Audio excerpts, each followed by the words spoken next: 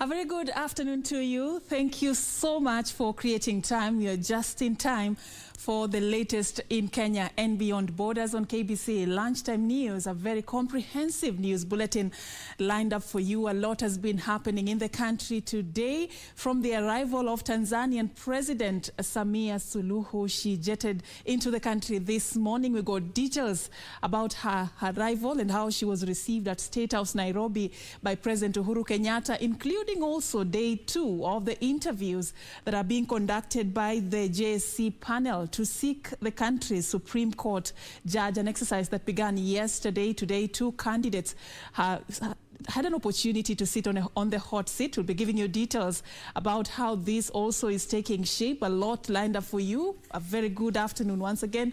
Welcome on board. My name is Serfine Achieng Ouma, and our sign language interpreter is Lensa Odingo. Please engage us on social media at KBC Channel 1, at Serfine_Achieng on Twitter, Serfine Achieng on Facebook. Talk to us, tell us what you think, and of course, we'll be sampling some of your views, if you include also where you're watching us from.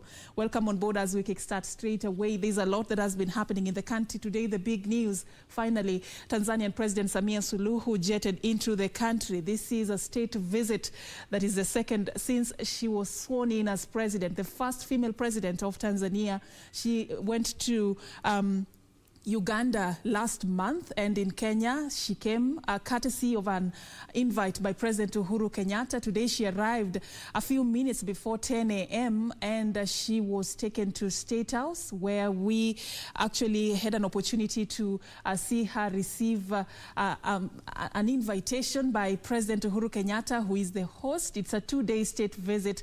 SAMIA SULUHU is expected to do quite a lot of activities in the country. Of course, just to give you a picture on what happened this morning as she arrived at the Jomo Kenyatta International Airport. It's a story that kickstart our bulletin at this particular juncture. Tanzanian President SAMIA SULUHU Hassan is in the country for a 2-day state visit. The Tanzania president arrived in the country mid-morning and met her host, President Uhuru Kenyatta, at State House Nairobi, where she inspected a guard of honor before being accorded a 21-gun salute.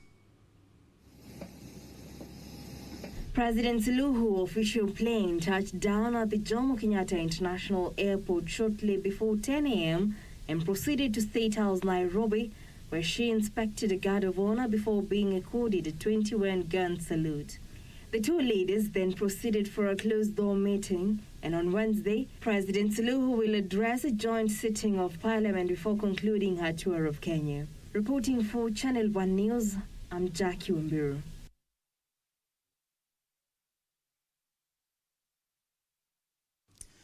All right, so there you have it. President SAMIA SULUHU is in the country for 2 days, today and tomorrow. There's a lot she'll be doing in the country. Yesterday, according to a statement by the Ministry of Foreign Affairs, is that she is expected to, among others, together with President Uhuru Kenyatta, they are going to attend a session with executive women. They are going to attend a session with a business community from both Kenya and Tanzania. And of course, SAMIA SULUHU is expected also to attend a session with executive women in business. And tomorrow as well, there is also a plan for her to address a joint sitting of Parliament in the afternoon at 2:30. We'll stay close to this particular trip for you, just to give you details about what she's doing in the country and what it means for us as Kenya at large. Now, moving on, remember we have been following also the interviews that are currently going on as the country is seeking the judge of the Supreme Court. It's an exercise that kick-started yesterday. Today, 2 candidates got an opportunity to be interviewed. The first candidate was Chitembwe Said Juma, and of course we are having, as we speak right now, Dr. Nyaberi Jasri Patrick, who is currently answering to some of the queries being posted by the Judicial Service Commission panel. Let's just take you there to listen in to what is happening. Okay, so you will find that instead of, in fact, if you look at our state of environment from 1972 and to date, you will be shocked to find that our environment has degraded even more. Okay, so let's go back. Yes. So which are some of the instruments, because you're also educating us? The instruments that probably we could have reference to. Maybe we don't know them. There is an instrument on the Nairobi Protocol on the Great Lakes. That instrument is an instrument which came up through the Great Lakes region, including Kenya, Tanzania, name them. Countries came together in the Great Lakes region, looking at the problems affecting the instability in the Great Lakes. There were several wars, and one of the causes which they found in that protocol was the cause of environmental. The cause was environmental problems. Now, programs like the UNEP, programs like NDP, have come up with programs on how to alleviate, on how to protect the environment, so as to ensure that they are. Thank you for yes. citing for us that one. Yes. We will follow it up. Yes. And lastly, Kenya has a large youth population. In the next 20 years, we'll have probably 60% below the age of 30. Most of them are now internet connected. In fact, all right, Dr. Nyaberi Jasri Patrick Lumumba there, facing the Judicial Service Commission panel, answering to queries and defending his intention to become the country's judge of the Supreme Court. He's the second candidate being interviewed today. Earlier in the morning, we saw Justice Nduma Matthews Nderi facing the panel. He was the third candidate to be vetted. Yesterday, also in this exercise, two candidates were interviewed. Justice Chitembwe Said Juma and Justice Marete Njagi were interviewed yesterday. It's an exercise that will continue tomorrow. Three candidates also scheduled to be interviewed, including Justice Ouko William Okello, Justice Sergeant Joseph Kiplagat, and Misiano Jepkoech. The three candidates who are going to be vetted tomorrow on the final day of this particular exercise. We'll be giving you details about that as well. Now, let me take you back to State House, Nairobi. We have been having our reporter, Timothy Kipnusu, who has been following this trip, this two-day state visit by Tanzania's President SAMIA SULUHU. He's currently at State House, Nairobi, joining us live to give us details about what is coming forth. A very good afternoon, Kipnusu. What can you tell us since the arrival of the Tanzanian president? What is it that is standing out for you as we speak?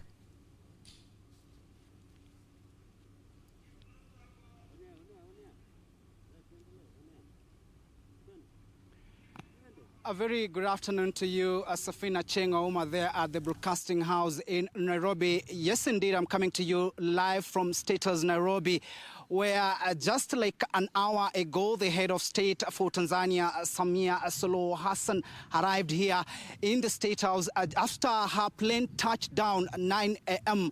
in Jomo Kenyatta International Airport. And of course, this is her first visit here in Kenya. And immediately after she arrived here at State House, she was accorded a 21-gun salute, as it is a norm or tradition for any sitting head of state and the commander-in-chief of the defense forces or armed forces for that matter.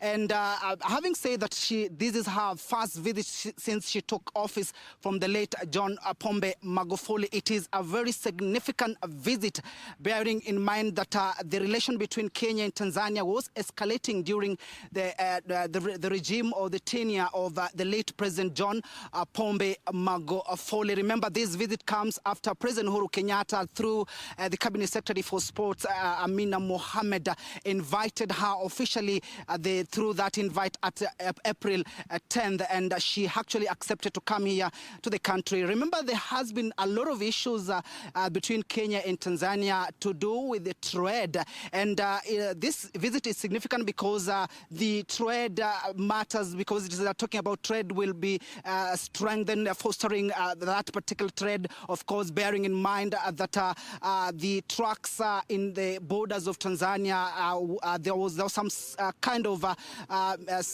misunderstanding about such issues, and of course the issue to do with the control of the COVID-19 pandemic.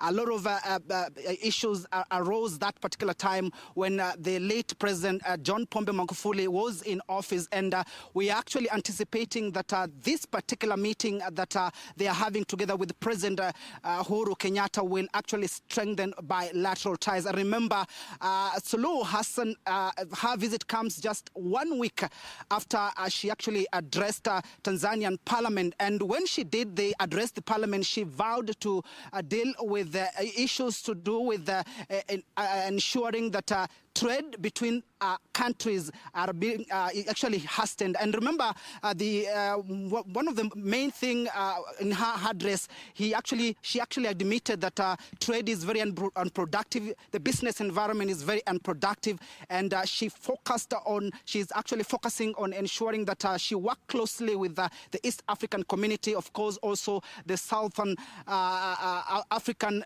community development, and the recently Africa Continental Free Trade Area. And we are here waiting, actually, and we actually expect that any time from now, the two head of state will address the media on the way forward. Remember, as you clearly put it before you actually ushered me, the President Uhuru Kenyatta, together with the SULUHU Hassan, will be able to address Parliament tomorrow, the bicameral Parliament, talking with the business community just to see what steps can be put forward to ensure that the two countries actually have good relations in terms of trade. We'll be here keeping tabs on what will be happening, and we will be back to you to update you and, of course, update our viewers. Back to you, Serfine Achieng.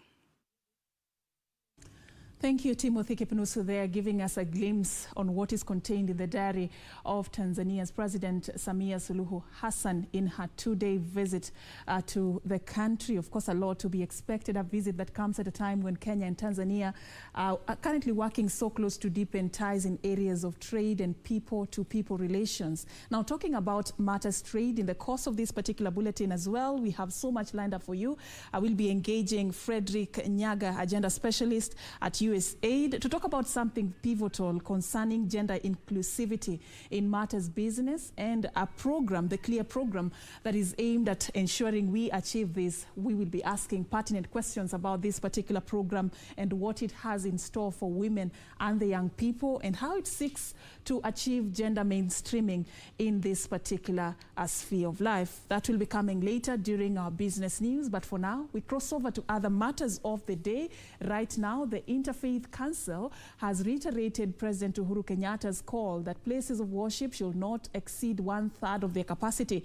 The council is proposing that worshipping should be done in open spaces as the country continues to upscale the war on COVID-19 pandemic. Have a look. The worship in the counties of Nairobi, Kiambu, Nakuru, Kajiado and Machakos resumed on Sunday, a day after President Uhuru Kenyatta lifted the partial lockdown. The general fear among health sector stakeholders is that Kenyans might let their guard down during services. The Interfaith Council warning worshippers against filling places of worship. The in-person worship can resume in all regions following the 1/3 capacity of the places of worship. This is achieved by strictly adhering to the 1.5 meter social distancing without any extra persons standing or sitting in the corridors. The in-person services will only last for a period of 2 hours, with the council encouraging worship in open spaces where there is free circulation of air. And that means we will have to organize several sessions to provide for the needs of each congregations where it is called for. D, we must still avoid any common use of water or shared items. The council insisting that there shall be no food served in worship gatherings and funerals. We appeal to all religious leaders to reiterate the importance of the preventive measures, especially that of wearing masks at all times in all public places.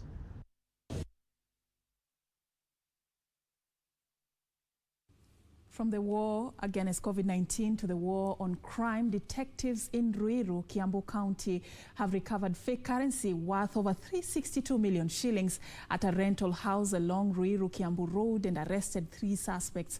Ruiru DCIO head Cyrus Ombati says the fake notes were found stashed in nylon papers inside metal boxes in different denominations of Kenya shillings and dollars.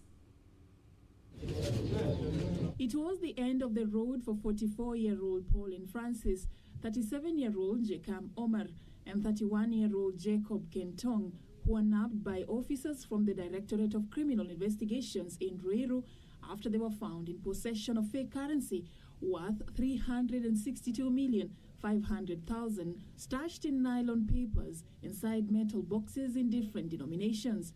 We have estimated about 3 billion Kenya shillings in terms of foreign currency, which we suspect are fake. That is US dollars and sterling bonds.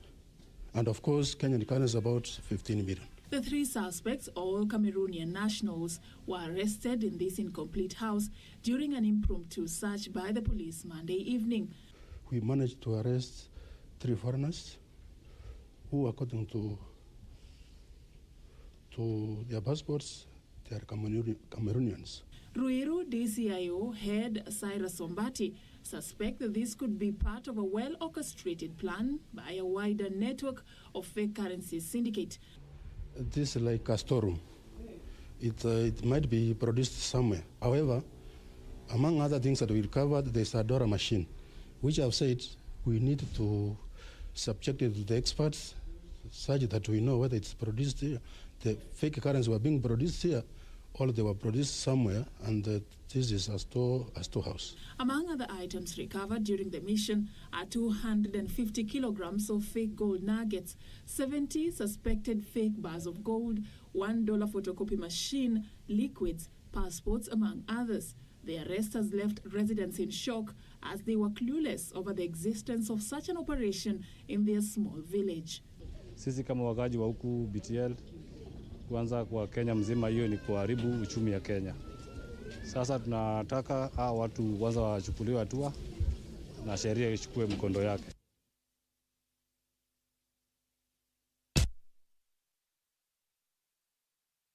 I'm just appreciating some of you who are taking time to interact with us on social media. Continue doing that. We'll be sampling some of your views when we come back from this particular break. It's a short one.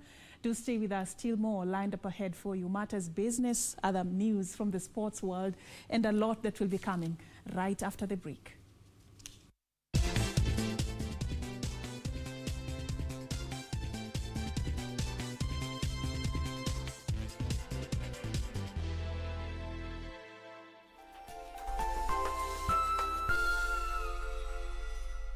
Je, umeomoka? Kama hujaomoka kwenye QuickBin ndio mambo yote. Hapa tuko na fridge, kodi yake ni CM.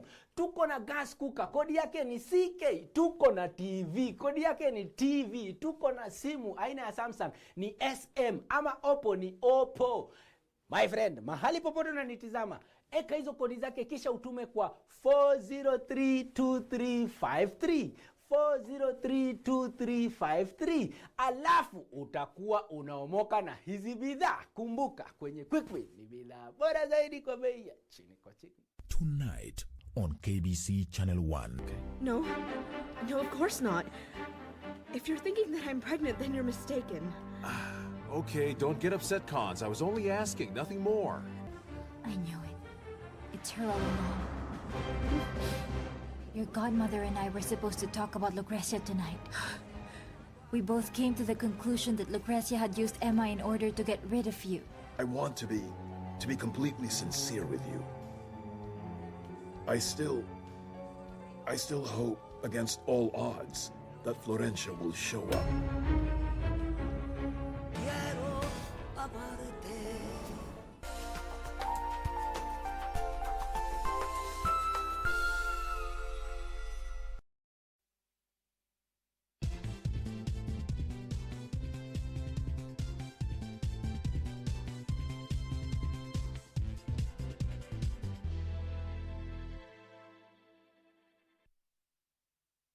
Welcome back, and thank you so much for staying with us. Now I take you to Kakamega County, where the Kakamega County Department of Health Services has been urged to investigate claims of lack of essential drugs in some hospitals in the county. The county deputy governor, Philip Kutima, is accusing some health workers of taking advantage of the obtaining situation to enrich themselves. A section of health workers in Kakamega County are reportedly making a kill out of the poor state of health services in various health facilities in the county. Kakamega Deputy Governor Professor Philip Kutima says some health workers operate in private pharmacies adjacent to the hospitals where they refer patients to buy drugs. We spend a lot of money, millions and millions and millions. And it should be a shame. Where unafanya kwa hospitali hapa na umeanzisha chemist hapa. Wengine wanaanzisha chemist ambaye inaangalia mlango wa hospitali. Alafu wanakuambia nenda ununue dawa, ununue hapo. The Kakamega County government says it will also investigate allegations of shortage of essential drugs in hospitals. Na tumepata saa zingine kwamba mkubwa wa hospitali anashirikiana na chief nursing officer. There must be changes in this hospital. Haya nawahakikishia kwamba kutakuwa na immediate changes. Nancy Okware, Channel 1 News. Now, thank you, Nancy, for that report. We cross over to the world of politics. The National Council of Churches of Kenya, Meru branch, is calling on the national government to fully educate Kenyans on the contents of the BBI bill before rushing through the document. The clergy says focus should now be on how to contain the COVID-19 pandemic, and politics should take some break. The clergy from Meru County expressed their reservations on the Building Bridges bill, claiming many people are not aware of its contents. Speaking after a closed meeting, the religious leaders claimed chiefs arm twisted some Kenyans for signatures to support the process. Signatures to pass BBI were forged through the chiefs as it is now. Citizens are confused about the direction BBI process is taking. For the group, the bill is not a priority right now, and that the coronavirus pandemic that has taken a toll on the economy should be given much attention. What is at hand at the moment is the COVID-19, because it has really destabilized quite a number of people. Many of our citizens have been rendered jobless, so even the economy is down, is nosediving due to the same. The ways to counter its impacts shouldn't be a priority. They said the new constituencies issue in the BBI report is causing commotion and building tension among locals. Isufar, Channel.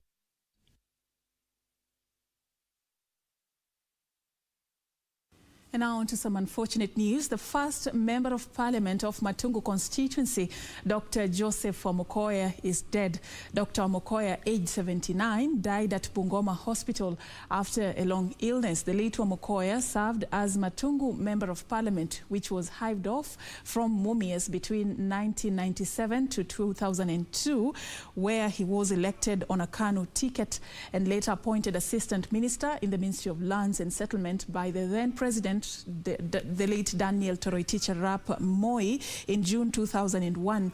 His attempt to recapture the seat in the 2002 general election failed after he was defeated by the then Member of Parliament, David Were.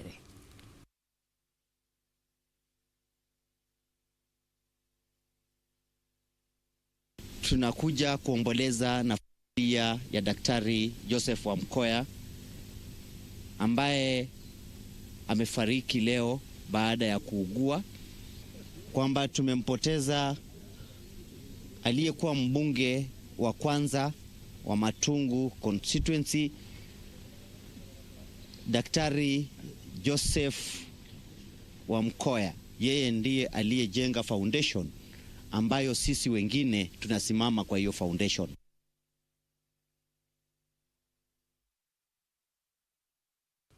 Some sad news there, and we condole with the residents of Matungu and the nation at large. Now to Isiolo County, conservationists in Isiolo County have rolled out a project aimed at protecting the BEISA ORYX, an endangered species of antelope. The conservationists have partnered with communities living along the fringes of the Buffalo Springs and Shaba game reserves to carry out sensitization campaigns on the need to protect the animals. Have a look. For the next 2 years, conservationists in Isiolo County will be working to repopulate the Buffalo Springs and Shaba game reserves with the BEISA ORYX. The antelope's population has been on a decline in recent years due to poaching. ORYX BEISA ni moja ile species ya gazelles ambayo kwamba inaanza kupotea duniani. Inakuwa inapochiwa kwa sababu ya pembe zake ambayo ni mrefu, inakuliwa nyama, kuna watu wanaua pia kwa sababu ya kula nyama. Sasa unapata kwamba namba zao zinadidimia. The 2-year project funded by the International Union of Conservation of Nature and the European Union will see locals trained and sensitized on the need to care and protect wildlife. Hii project iko funded na IUCN. ICN ni mojawapo ya funding agencies ama wale wafadhili wa NRT, lakini iko na extension pia funding kutoka kwa EU ambayo kwamba inapitia ICN alafu baadaye inapitia NRT na hapo sasa inakuja kwetu hapa Nakuprat Gotu. The Nakuprat Gotu Conservancy boasts of the largest population of the BEISA ORYX, accounting for at least more than 800 of the total population in the country. Wakati tulianza hii project ya ORYX imeanza kupanda kwa sababu 2017 tulikuwa na around 714. Alafu 2018 ikashoot ikakuja around 800 and something. Hii project ndio itafanya ile manufaa iko nayo kulipa mshahara ya askari. Kuna project ya kina mama ya microfinance. Kuna project ya vijana ya kukuza vijana ujuzi ili vijana waweze kujitegemea. The BEISA ORYX project aims to equip local youth with technical skills to offer them alternative sources of income in a bid to dissuade them from the bad practices such as poaching and deforestation. For Channel 1 News, I'm Omboyo Tiende.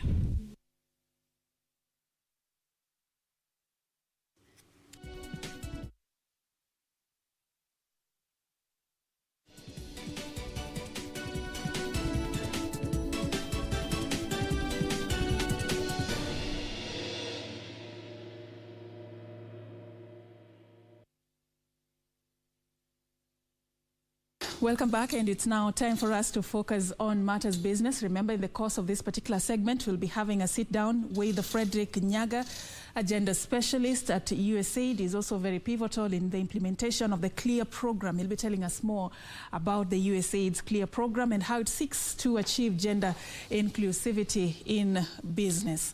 Now, moving on, reforms in the coffee and tea sectors will help struggling farmers improve their earnings and production. This will also help Kenya embolden its coffee and tea brands in the world. Stakeholders in the industries say they have been urged by the government to accelerate the reforms and dismantle the cartels that have infiltrated in the sector. The latest data from the Kenya National Bureau of Statistics shows that the quantity of coffee exported plunged 19% to 2,129 metric tons in January 2021 from 2,639 metric tons in 2020. On the other hand, tea prices of farmers attached to Kenya Tea Development Agency managed factories declined from 237 shillings a kilo on average between March and September this year, from a high of 269 shillings in the corresponding period last year. The figures indicating that coffee and tea production continue to struggle. Naona hata hii bili imetengenezwa ya majani chai, hata hii ya kahawa. Kuna mahali itafika mkulima anagonga ukuta. We want the government to get involved completely when it comes to marketing.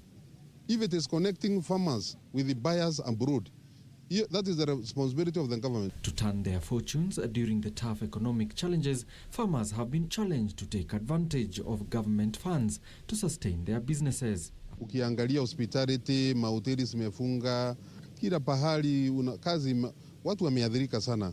Kwa hivyo tunahimiza watu yetu wale wamepata nafasi ya kupata hii pesa ya uwezo, kwa sababu haina lipa, haina interest na iko na grace period ya 6 months. Waende wanjalipu kukuza ama kuongezea biashara zao zile zilikuwa zimeanguka.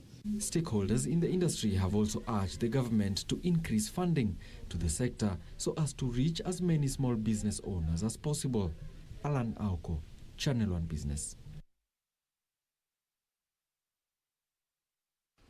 Now moving on, maize farmers in Marigat, Baringo South are decrying delayed payment for seedlings supplied to Monsanto Seed Company.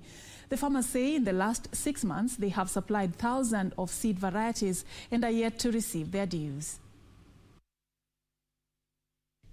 Marigat Farmers Cooperative Society Chair Nicholas Bowen said farmers' dues have accumulated to hit 24 million shillings, adding that efforts to reach out to the company have borne no fruit.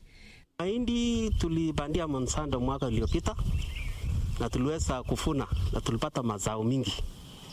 Tuliweza kusalisha zaidi ya kilo milioni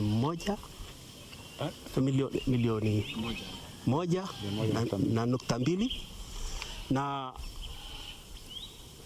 hawachalipia kwa ile, kuna mahindi kila aina ya varieties. So kuna variety moja hii kwa haijalipwa, na hiyo imechukua mwezi 6. Through the leadership of our member of parliament, we have looked through the agreement and we have realized that our farmers have done their part, including delivering the maize to Monsanto warehouse in late December. It's now 6 months down the line. They have not paid. The farmers lamented the adverse effects of COVID-19, noting farming is their only source of income. The farmers who met with Baringo South leadership, led by area MP Charles Kamuren, urged the company to fast-track their payment. There is these issues of COVID-19. Schools are going to be opened, and these are very poor farmers. They want to start again farming because this is the right time. They need that money, seriously. So I want to call upon the leadership of Monsanto that please can you make arrangement, pay this 24.8 million, and you clear this mess. Efforts to reach the Monsanto company proved futile as phones went unanswered.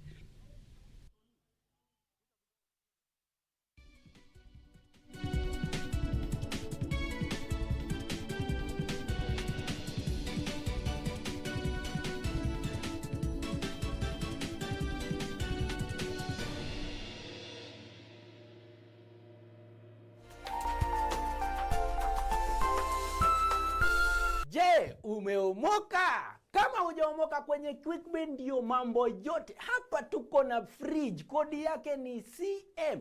Tuko na gas cooker, kodi yake ni CK. Tuko na TV, kodi yake ni TV. Tuko na simu aina ya Samsung ni SM, ama Oppo ni Oppo. My friend, mahali popote unanitizama, eka hizo kodi zake kisha utume kwa 4032353. 4032353, alafu utakuwa unaomoka na hizi bidhaa. Kumbuka, kwenye QuickBin ni bidhaa bora zaidi kwa bei ya chini kwa chini. Siri za maisha. Siri ya kwanza ya maisha ni kujifunza kusamehe. Ya pili ni kujituma. Ya tatu ni kujifunza. Ya 4 kukubali mabadiliko. Ya 5 kuweka akiba. 6 kutokufa moyo, na 7 kumtendea mwenzako jinsi ungependa akutendee wewe. Ili kupata skizatune ya siri za maisha, bonyeza *811 *397#, bonyeza *811 *397#.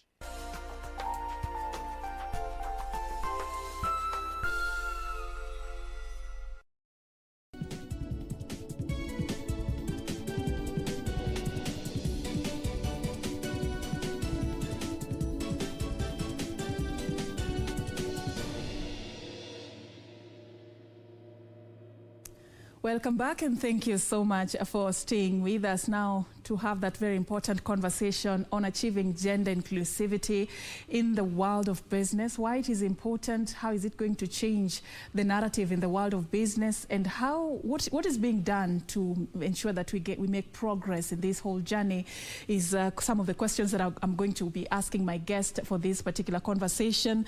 I'm having a sit down this afternoon with the Frederick Nyaga. He's a gender specialist, currently really focusing on the CLEAR program that is being implemented by the USAID. Thank you so much, sir, for creating time for us. Thank you. All right, I want us to kickstart straight away and get to understand more about this CLEAR program, the Cooperatives Leadership Engagement, Advocacy and Research. What is it all about? Yeah, thank you very much, Serfine, for having me here. And basically, as you've said, I'm coming from Global Communities.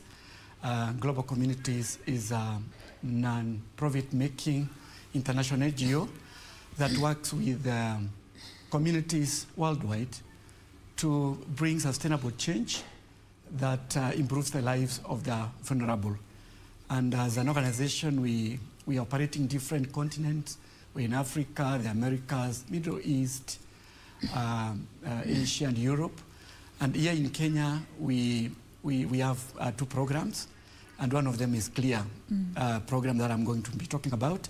And the other program is the one that we call AIMS, basically agribusiness investment for market stimulation, which is funded by the United States Department of Agriculture.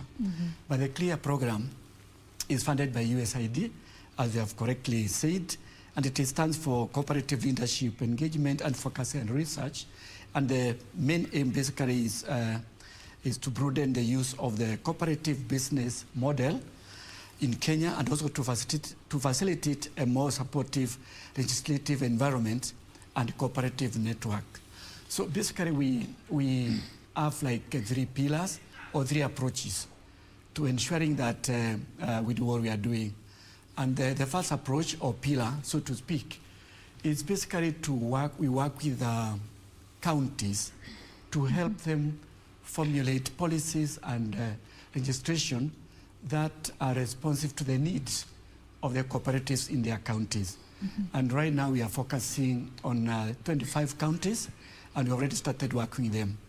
And the second approach or pillar, if you want, is basically to work with the cooperatives themselves to improve their business performance. And on this one, we do so by providing technical assistance in 5 areas: in area of governance, in area of management, in area of production, in area of marketing, and area of membership. So that is the second approach or pillar, if you want. And then the third one, we are now in gender mainstreaming falls, is basically to improve or to enhance systems and the networks to improve education and learning amongst the cooperatives themselves. So that is a CLEAR program, and started in 2018. We are now in the middle of the implementation, and we have done quite a lot, as we are going to share. Thank you.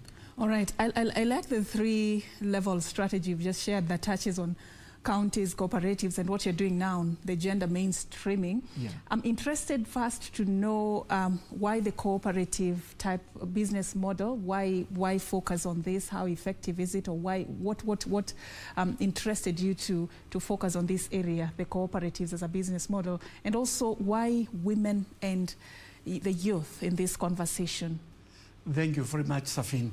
Yeah, let me say that we need to ask ourselves, why do people form cooperatives at first? Yeah. It's not just for fun. People come together, they bring their resources, because at the end of the day, they want to make money, they want to make profits. But many times you find that cooperatives have not been running like business ventures. And therefore it's important that we come to help them to ensure that they improve their performance in areas of membership, for example. Because if you look at most of our cooperatives in Kenya, we can say they are like aging cooperatives, because the majority of the people are basically old people. And also in terms of numbers, men tend to dominate. But when you look at the population in Kenya, women and men are almost the same. It's almost 50%. Actually, women are slightly more. And therefore, it's important to look at the numbers. If you are forming a cooperative, why would you leave a good majority of the people outside?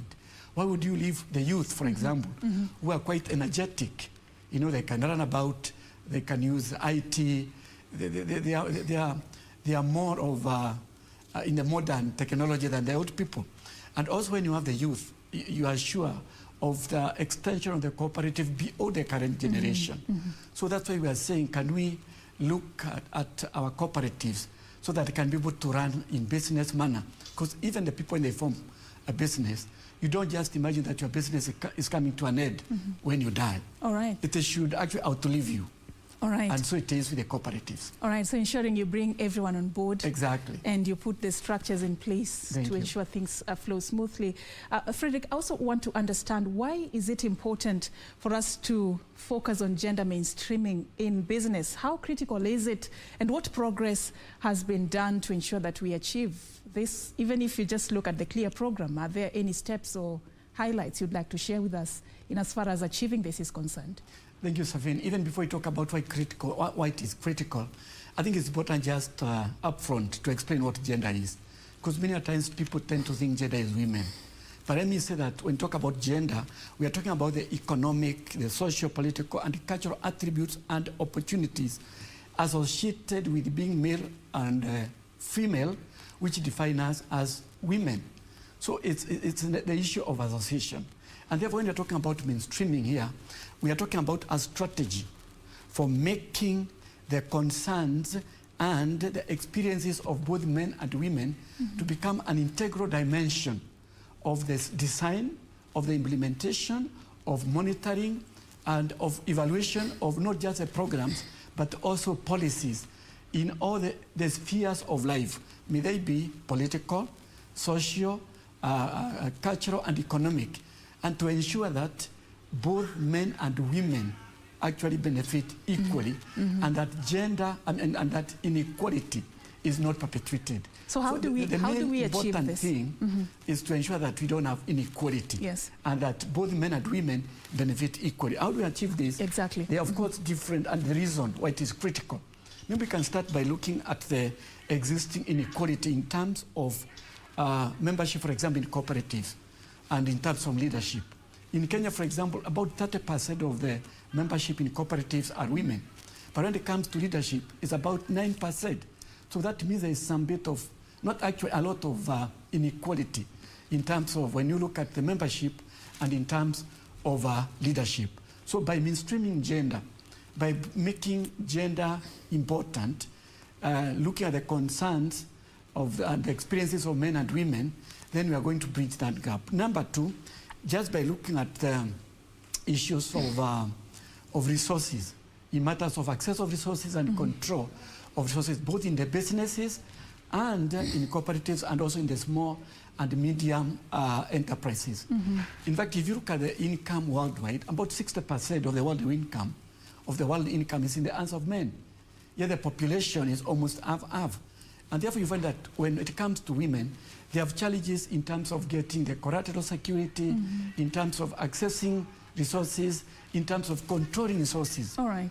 You know? Okay. So this is some of the things that we need to look at, and also to look at the aspect of resilience.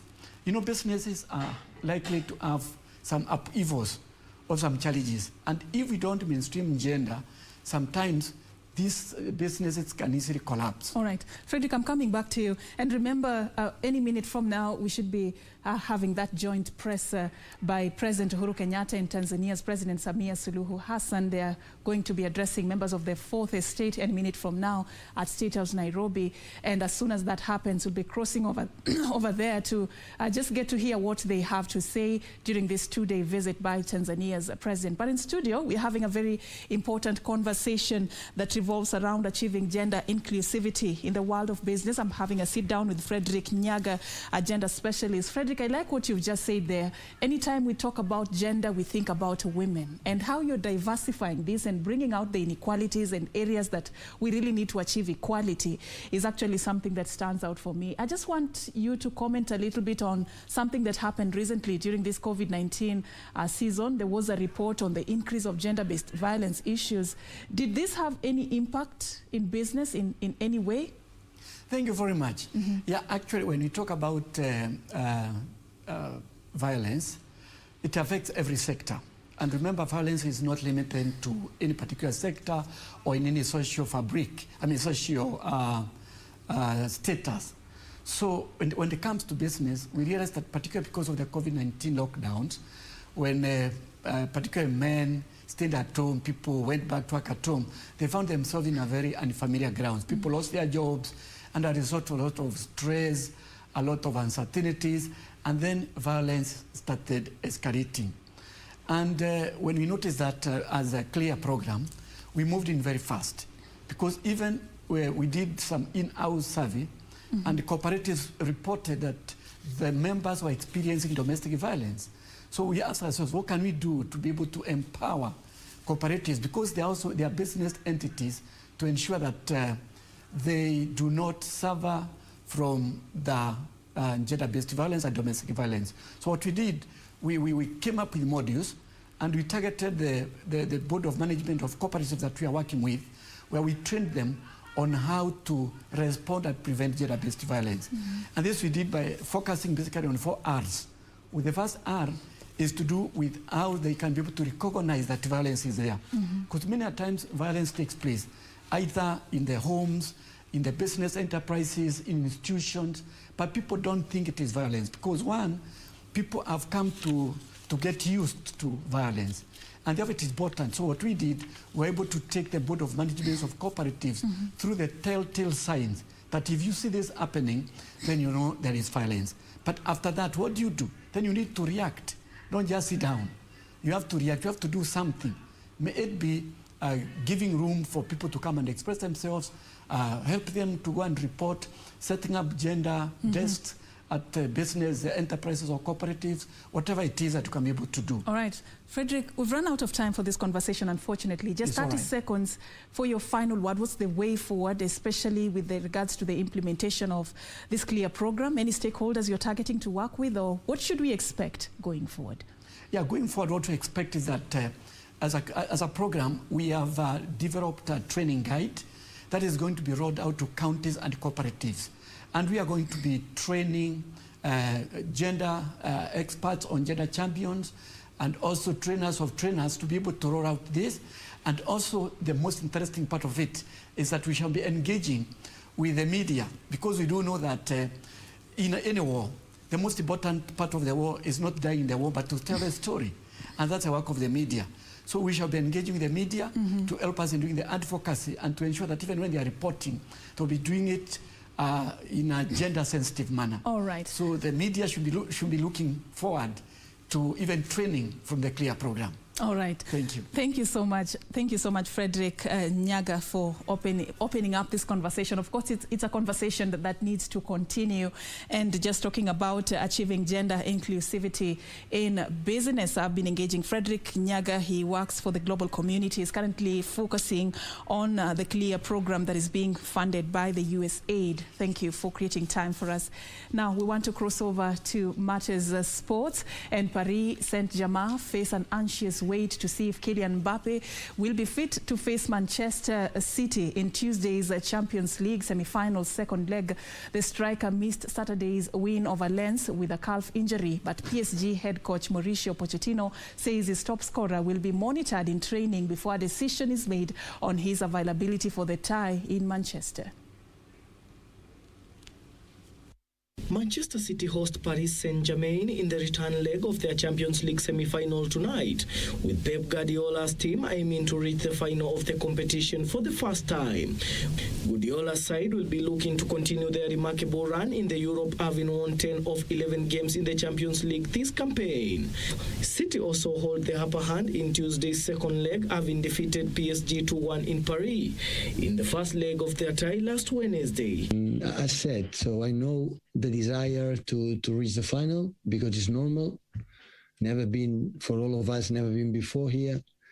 And what you have to do is focus on ourselves and to stick together in the bad moments, with the momentum that they have in the game, stick together and suffer together and try to impose our game as much as possible and go to win the game. And win the game means defend well, attack with patience, in the right moment, score goals. This is going to try to do.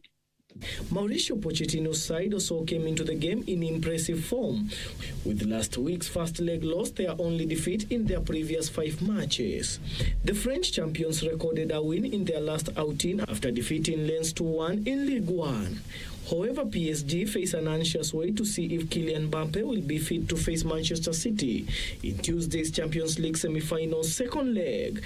The striker missed Saturday's win over Lens with a calf injury, but PSG head coach Mauricio Pochettino said his top scorer will be monitored in